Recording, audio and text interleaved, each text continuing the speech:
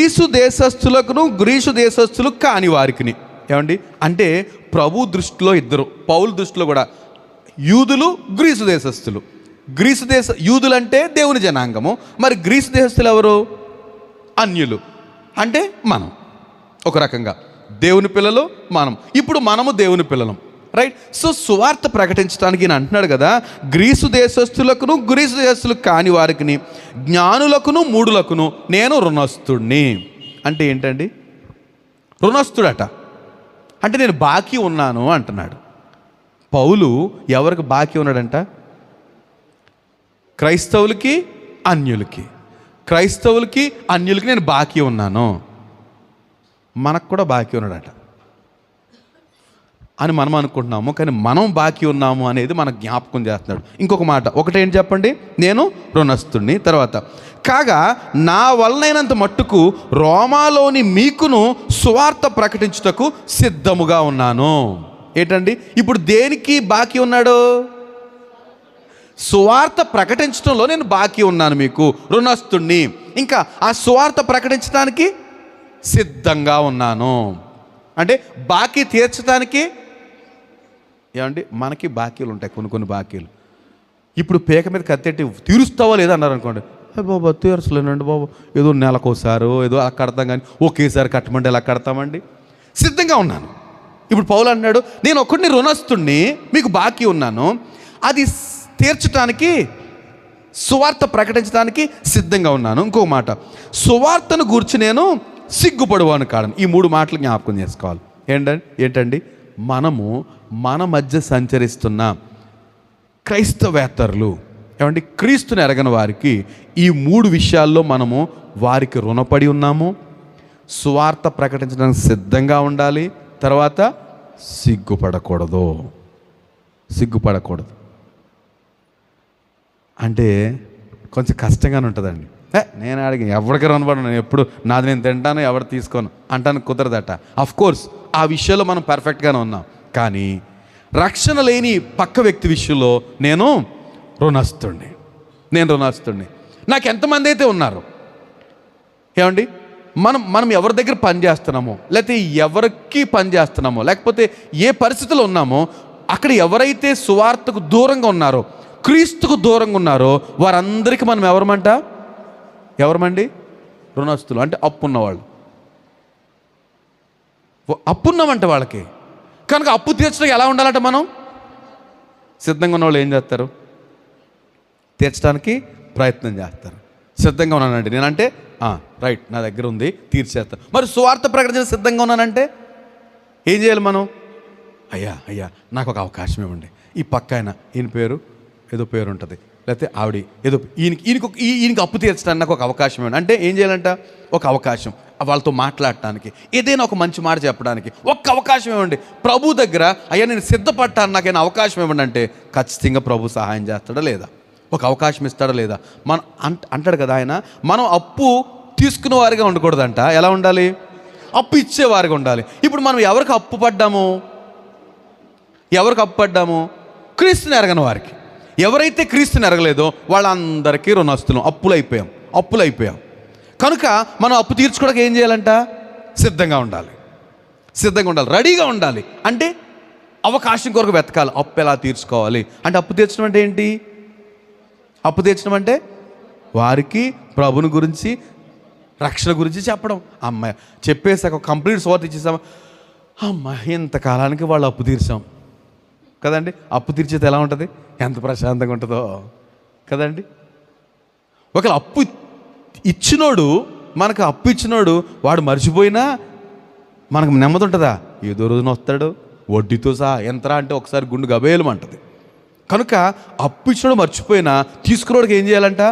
గుండ్లు రైళ్ళు పరిగెట్టాలి, ఎప్పుడు తీరుద్దామా అని. ఇప్పుడు మనం పక్కడికి అప్పున్నాం, క్రీస్తుని ఎరగని వాళ్ళకి అప్పున్నాం. కనుక మనం ఏం చేయాలంట? తీర్చడానికి సిద్ధపడాలంటే ఏం చేయాలి? అసలు ఎవరికి అప్పున్నామో తెలియాలి కదా మనకి, కదండి. నేను ఎవరికి అప్పుకున్నాను అన్నాం అనుకోండి, అరే ఎవరైతే మన పరిధిలో పలానా దేశంలో పలానా ఊర్లో, అది మనకు అనవసరం. మనము సంచరించే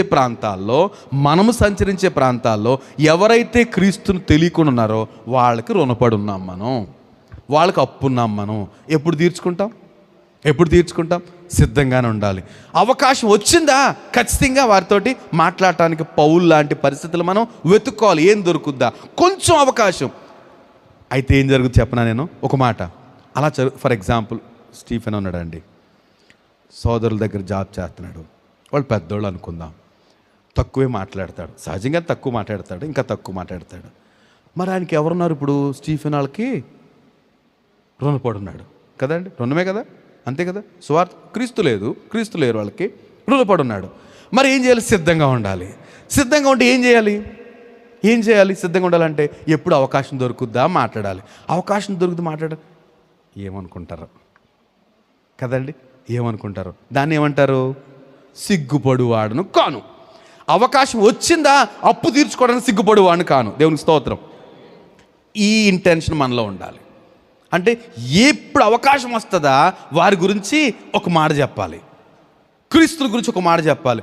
నిజంగా క్రీస్తుని గురించి మాట చెప్తే ఎలా ఉంటుంది చెప్పమంటారా? మరి ఇంకెవరి గురించి అని చెప్పండి. హ్యాపీగా ఒక సినిమా స్టోరీ చెప్పేయండి, పర్లేదు లేరా తర్వాత పని చేద్దాం చెప్పి అంటారు. అది క్రీస్తు గురించి చెప్పండి, చులకనగా చేస్తారు. అందుకని నేను సిగ్గుపడువాడు కాదు అంటే చిచ్చి అన్న ఏం చేయాలంట? మరేం పర్లేదు, ఓకే ఒక్క మాట విన్నారా, నోరు మూసుకంటే నోరు మూసేసుకుని మళ్ళీ అవకాశం కొరకు ఎదురు చూడాలి. ఎందుకని క్రీస్తు తప్ప వారు మనల్ని ఎంత ప్రేమించిన. అందుకే చక్కర మాట కదా, నాకున్న స్నేహితులు బాధలో ఆదరించువారు, నాకున్న స్నేహితులు బాధలో ఆదరించువారు, ఉన్నవారు ఆ నరకములో మల నేనెట్లు కదండి. ఇంత సహాయపడి నేనున్నాను నీకెందుకురా భయపడతావు అని ధైర్యపరిచే మనవారు మనకుండగా నిజంగానే వాళ్ళు ఏమన్నారు, నీకేదైనా కష్టమా చెప్పు నేనున్నాను అనేవాళ్ళు. మనమేమో పరలోకం వెళ్ళి వాళ్ళు రేపు నరకంలో ఉన్నారనుకోండి, సంతోషంగా ఉండగలుగుతామా? వాళ్ళకి అన్యాయం చేసిన వాళ్ళం కాదా? వాళ్ళకి అన్యాయం చేసిన వాళ్ళం కాదా? మరి ఏం చేయాలి? అయ్యా వాళ్ళకి రుణస్తున్నాయా, నేను ఎంతో ప్రేమిస్తున్నారు నన్ను, నేను అడగకపోయినా నాకు సహాయం చేస్తున్నారు. నిజంగా మనకు కొంతమంది అట్లాంటి వ్యక్తులు ఉన్నారండి. మనం చెప్పనక్కర్లే, మన పల్స్ చూసి ఒకసారిగా ఆలోచించేవాళ్ళు నిజంగా గొప్ప ఆప్తులు మనకున్నారు. అలాంటి వాళ్ళు ఎక్కడ ఉండాలి? మనతో పాటు నిత్యరాజ్యంలో లేకపోతే మనమేం పరలోకం వెళ్తామా? వాళ్ళ నరకంలో. అయ్యో ఇంత అశ్రద్ధ చేస్తేనే వీళ్ళ పట్ల బిడిపడ్డాను నేను, వాళ్ళకి రుణస్తుని తెలుసుండి కూడా నేను బిడిపడ్డాను. ఏమనుకుంటే ఎలా కుదురుతుందండి? ఏమంటే ఎలా కుదురుతుంది? రైట్. నేను ఒక్కోసారి ఇదే అనుకుంటాను, స్కూల్లో లేకపోతే టీచర్స్ దగ్గర ఈ డివోషను ఏమనుకుంటారు, చులకన అయిపోతాం కదా, అయిపోయాం కదండి. ఇక్కడ ఏం సంపాదించినా ఇక్కడ చిమ్మిట తుప్పు పట్టేస్తాయి, కానీ అక్కడ అది ఆశీర్వాదమే. నేను నమ్ముతాను ఎంతమంది నన్ను బట్టి కోర్స్ ఈ కార్నర్ స్టోన్ బట్టి పరలోక రాజ్యంలో వాళ్ళ దూరం నుంచి sir brother praise lord because of you we are here అన్నారనుకోండి, పరలోకంలో ఎంత బాగుంటుంది. ఇక్కడ అనొచ్చు అనకపోవచ్చు, అక్కడ ఇంకో మీరు చెప్పినప్పుడే మీరు ఇలాగ చెప్పినప్పుడే మీరు పాడినప్పుడే మేము ఇక్కడికి వచ్చాం అంటే పూర్తిగా మనం చేయలేదు, నాటాం. ఎవరు నీళ్ళు పోసారు? మరెవరో పోస్తారు, కానీ వృద్ధి కలుగు చేసేవాడు మాత్రం దేవుడే. సో అక్కడ కనబడితే ఎంత బాగుంటుందండి? అది నిత్యరాజ్యం. చిమ్మిట్టు ఉండదు, తుప్పు ఉండదు, ఆశీర్వాదమే. సో అట్లాంటి పరిచర్య కొరకు మనం ఇక్కడ ఏం చేయాలట? మనము రుణస్థులము, ఇంకా సిద్ధంగా ఉన్నాము, ఇంకా సిగ్గుపడు వారం కాము. నిజంగా క్రీస్తుని గురించి చెప్పకపోతే రాజుల్లో బ్రతుకుతాం ఆఫ్ కోర్స్, కానీ రేపు ప్రభు ముందు ఒట్టి చేతులు వెళ్ళాలి. మన వారందరిని ఇక్కడ కోల్పోతాం. కనుక గమనిద్దాం.